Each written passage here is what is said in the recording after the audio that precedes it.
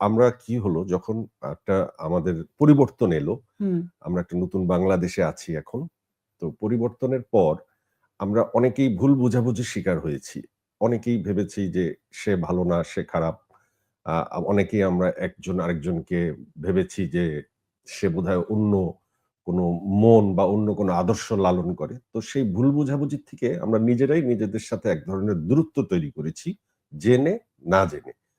এই বিষয়গুলো না এখন আস্তে, আস্তে কাটতে শুরু করেছে। মানুষ প্রকৃত দোষী, প্রকৃত অপরাধীদেরকে আলাদা করা শুরু করেছে এবং যাদের আসলে দোষ কম, যারা আসলে ওইরকমভাবে অপরাধের সাথে জড়িত না, তারা আস্তে, আস্তে তারা ক্লিয়ার হয়ে যাচ্ছে যে না, ওর প্রতি অবিচার করা হয়েছে। আমি যে পোস্টারে ওকে রাখি নাই, এটা কেন? বা আমি যে ভেবেছি যে ওই সময় প্রমোশনে যাব না আমি, সেটাও আমার ভুল ছিল যে আমি প্রমোশনে যেতে পারতাম। কিন্তু ওই সময়টা তো একটু অস্থির সময় ছিল।